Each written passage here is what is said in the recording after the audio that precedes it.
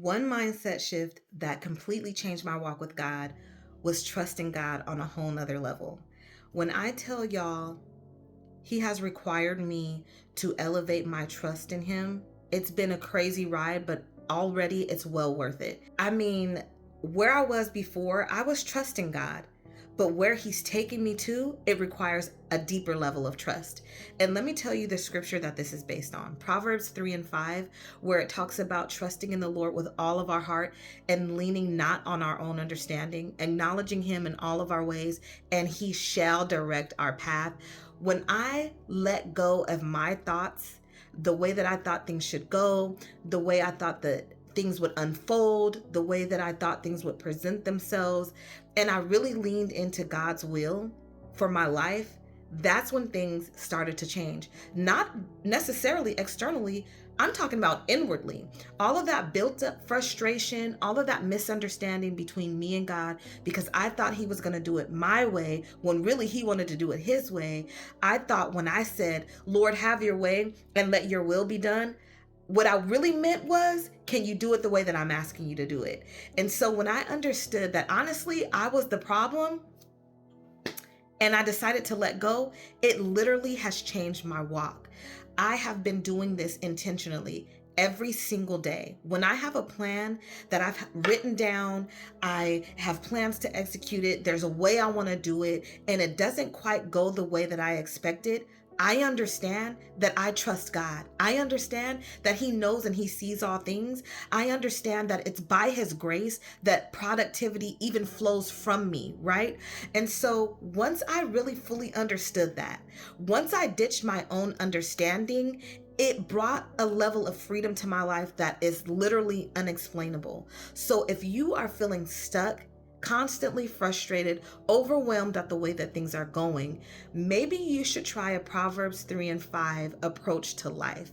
Understanding that even if your days, your weeks, and sometimes even your years haven't gone the way that you've had them laid out, understand that God knew that before you knew it. In Jeremiah, it tells us that He knew you before He formed you in your mother's womb. That means that He knows your days. He has them all counted out. He has them all laid out, strategically planned just for you, just to fit you.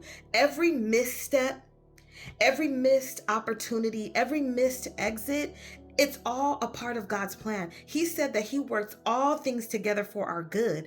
And so even the things and the places and the spaces that you feel you've mishandled, you feel like you have missed opportunities, God can take that and turn it around for your good. Nothing is ever wasted in God. So that means that when you're feeling stuck, you're feeling frustrated, you're feeling over that things aren't coming together how you had planned, how you had it in your mind, please understand that it's a requirement if you want your inside to feel at peace for you to trust God on a different level.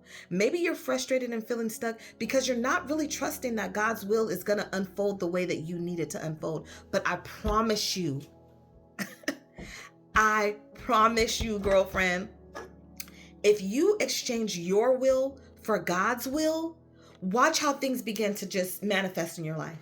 I'm not talking about you manifesting it. I'm talking about God's will and His perfect plan for your life, manifesting it. Because sometimes we can subconsciously be fighting against God's will. I know it sounds crazy, okay? Had you told me that that's what I was doing, I would probably have enough nerve to be offended, even though that was the truth. A part of me was fighting against God's will.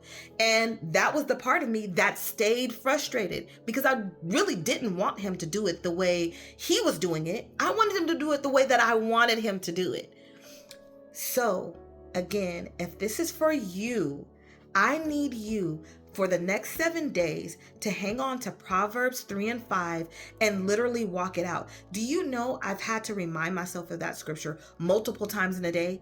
You cannot just apply this little ointment to the wound one time a day and think that it's gonna heal. No, you have to be intentional. You have to do it over and over and over again. You know in the word where it says, ask, seek, and knock, or ask and He shall answer, seek and you'll find. That seeking part is a repetitive thing. right? So when you're seeking healing, when you're seeking financial breakthrough, when you're seeking deliverance, when you're seeking literally anything, seek doesn't mean just a one-time thing. Seek means a repetitive, continuous thing. So all throughout the day when I feel myself being worked up, even to this day, I say, oh, you know what? Never mind. I'm tripping. God, I trust you. You already know my beginning from my end. So you know how my day is going to go. You knew that I wasn't going to make it over here to the shop. You knew I wasn't going to make it over here to this grocery store. You knew I wasn't going to be able to do this homework assignment. Whatever the situation is, you already knew. You had that handled. I'm tripping. My bad. I almost took your will over for my will. I'm sorry. I almost got frustrated right quick. Woo! Child, let me bust out this Proverbs 3 and 5 so I'm not flipping out and looking crazy. So this is for you, Bookie Butt. Whoever's watching, whoever's frustrated, whoever's overwhelmed, whoever's feeling like you're stuck in one spot, just remember, stop and apply Proverbs 3 and 5 to your life and watch how things turn around.